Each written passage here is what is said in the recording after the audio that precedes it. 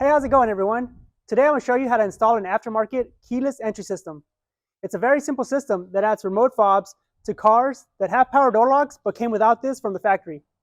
Here we have a 2010 Toyota Yaris that we bought for Turo, but unfortunately it came with just one simple key and no remote.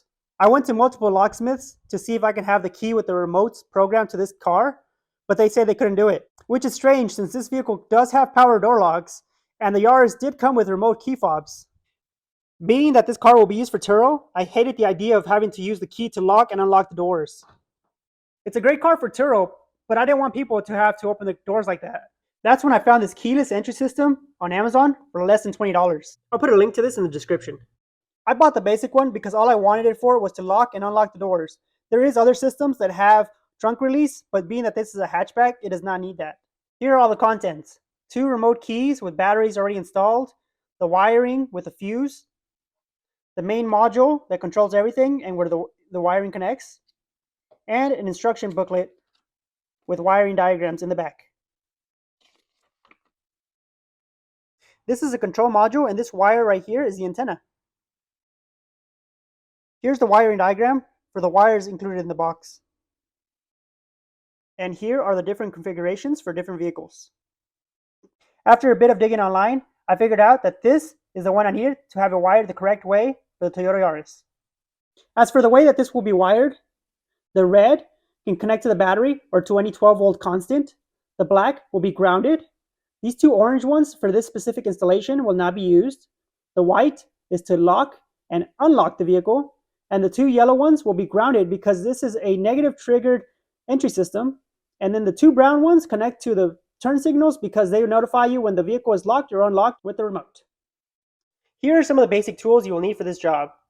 A multimeter to find 12-volt constant in case you're not connecting directly to the battery, wire strippers, electrical tape, a razor blade, a ratchet with a 10mm or a different socket size depending on your vehicle, some heat shrink if you would like, some plastic pry tools to not damage your interior when taking it apart, some ring terminals and posi taps to help connect the wires, some extra wiring, and not necessary, but I like to have this wire pincher when testing wires. It makes testing wires a lot easier. These are posi taps.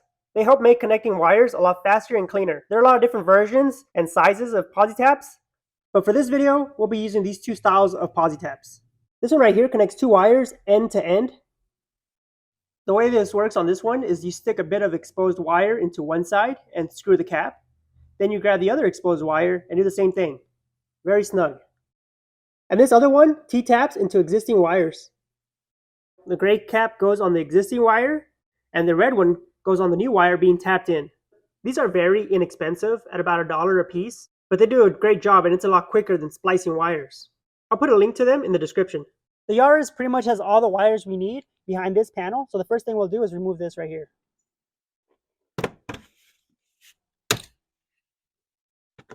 So one thing that's going to make this project a little bit easier than others is the fact that this vehicle has a TrackMate GPS installed already. So I came in here a couple days earlier and wired these 2 for the door lock and unlock wires. So I already know which ones are which.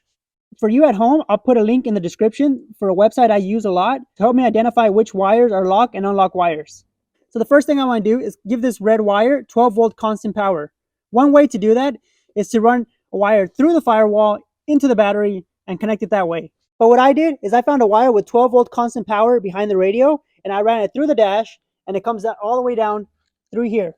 So this white wire that I got from the 12-volt constant from behind the dash just has to be connected to the red wire using these posi taps. Super simple and super easy.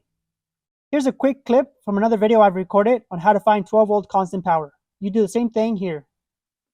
Behind the radio, there's a bunch of wires, and I think I was never able to narrow it down to this wire right here. And to double check, I have my multimeter here, just grounded out right there, and connecting it there, and you'll see off, and connecting it back.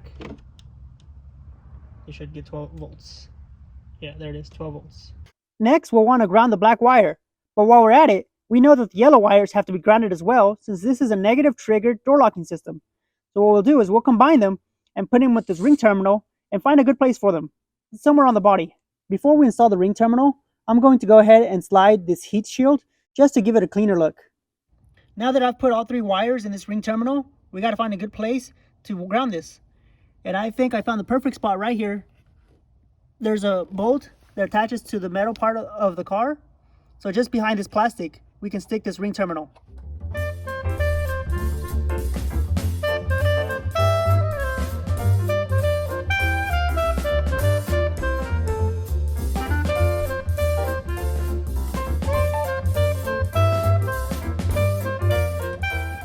Next, we want to connect the 2 white wires. The white with the black line is going to be unlocking the doors, and the solid white one is going to be for locking the doors. And those 2 wires correspond to these 2 wires right here as well.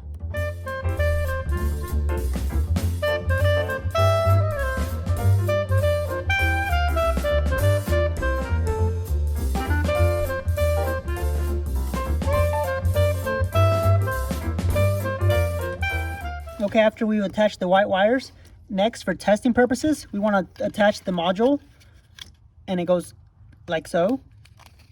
We'll go ahead and clean up this whole mess after we're done with all the wiring. Okay, so now that the module is connected, again, this is the antenna, and we want to go ahead and test this.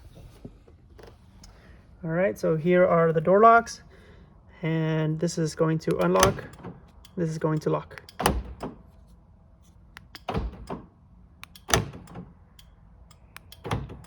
And you can hear the module clicking every time I press on the remote. Just a note, if you're going to test this from the outside, be sure to have the key with you or roll down the window just in case it fails and you lock yourself out. So I went ahead and disconnected the module just so I can clean up the wiring a little bit. As you can see, I ran it through the back instead. I put some electrical tape here just to make it a little cleaner. I left this 12-volt wire sticking out with the fuse just because, I mean, just in case we have to someday change the fuse if it blows.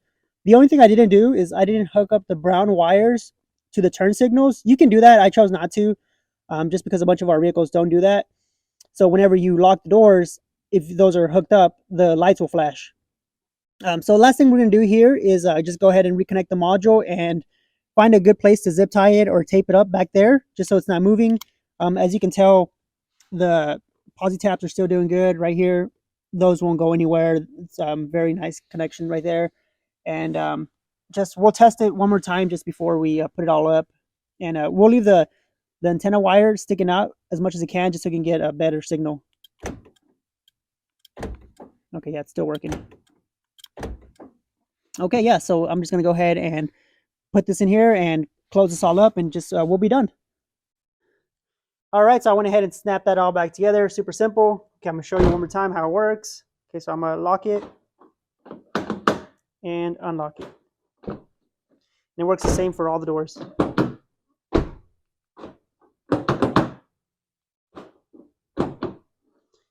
Oh, and the hatch.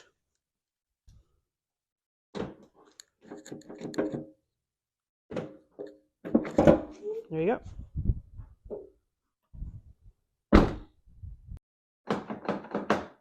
All right, you're all done. That's how you install an aftermarket keyless entry system.